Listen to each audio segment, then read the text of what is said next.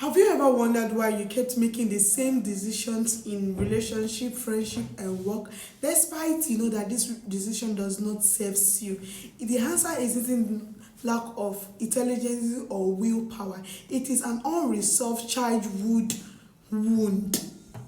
Hello, remember I'm the founder of Kindly Mind Care, a mental health nurse. So today we'll be discussing about how childhood emotions experience quickly shaping an adult decision, behavior, and coping patterns, and most importantly, how awareness can bring healing into the wound done by the childhood trauma or any other stuff.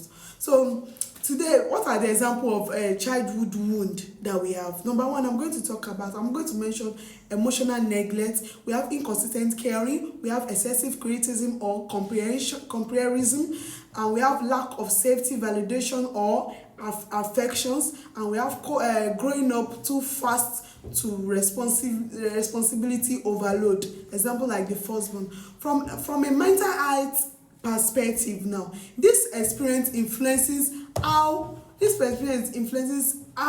brains learn safety, trust, and self-worth.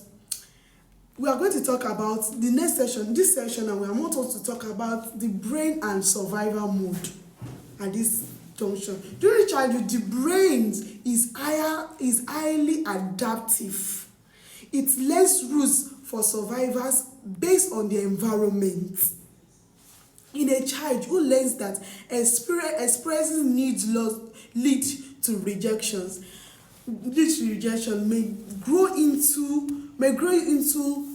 an adult who avoid asking for help. A child who receive love only when achieving a particular goal might even grow up to become an adult that loves professionalism. These are not personality flaws. These are behavior that are learned through survival mode during the childhood. So these are part of childhood wound. Another one we are going to talk about is how childhood wounds show up in adult decision. As a mental health nurse, some common adult patterns linked to childhood wound, which includes in different parts of perspective. Number one I'm going to talk about is relationship choice, career and life decisions, and also emotional response. Now I want to pick up the relationship choice. So fear of the child would have a fear of intimacy or fear of abandonment. You start tolerating unhealthy dynamics to avoid being alone. You feel you have difficulty in trusting even safe people. So these are the part of what the childhood wound has had up or has lead to in this child's lives. So I want to talk about career again. Career and life decisions. Overworking to feel worthy. The child will want to overwork, will want to overlabor to be able to feel worthy in the society, to make people to see them, showing that I too know, you can see me. They want to overwork to feel that yes, they are worthy of it. Avoiding opportunity due to fear of criticism. I cannot do this, so if I do this, they are going to do this. That people, what do we go? Don't need to care about what people says. Then the difficulty in setting boundaries at work. The child will not say, if I set boundary, this person will not like me again. If I set boundary, this person will walk away. This person boundary, I will be lonely. So these are part of what childhood wound has caused in children's life or in an adult's life. So what I'm talking about, the next one I'm talking about is emotional responses. What are the emotional responses? We have strong reactions to major triggers, difficulty in regulating emotions. We have self-doubt despite competence. These behaviors are often unconscious, which is why insight is too powerful, which is why insight is so powerful. So you have to make awareness in your child. When your child is growing, be present in your child's life. Help your child to grow, to be able to not to create a childhood wound in your child. The next section I'm going to talk about here is why awareness is the first step to healing. The first thing, you have to be aware that I have this problem. You have to be aware of this particular issue before you can heal.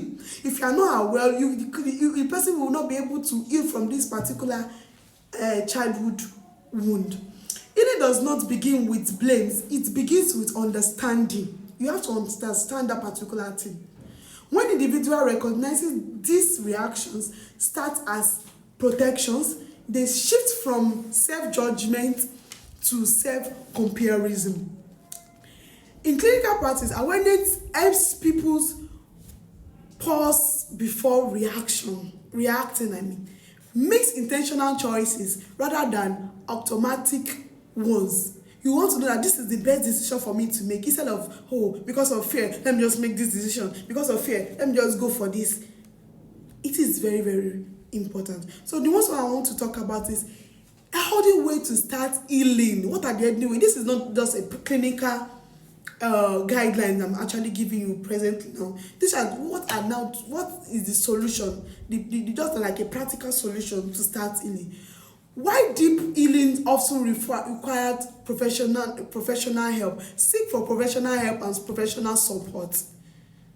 Foundational steps. What are the foundational steps that we are going to use for healing from childhood wound? Number one is reflecting on repeated patterns rather than isolating events. You have to reflect on what is the repeated pattern, what kind of pattern am I repeating, instead of isolating yourself to that particular pattern. Learning emotional regulation skill. It is not easy to regulate your emotion. It takes works to actually regulate your emotion, and it takes a determined and discipline to be able to regulate your emotion. Practicing safe boundaries. Make sure that you make boundaries. Don't say because of this, because of that.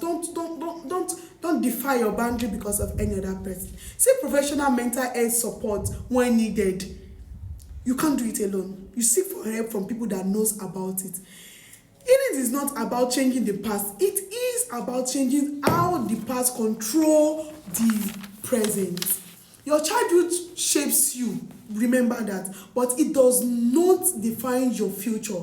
With awareness, support, and intentional growth, adults can rewrite patterns that won't protect them but no longer save them. So it is important. Cry out, seek for a professional help, and also do what? Be self-disciplined. So don't forget to like our video, comment, follow, and share. Canny Mind Care. Remember, our motto is the same way you take care of your physical body, it should be the same way you take care of your mind. Your mind deserves the same care as your body, as your physical body. It's also do. Thank you.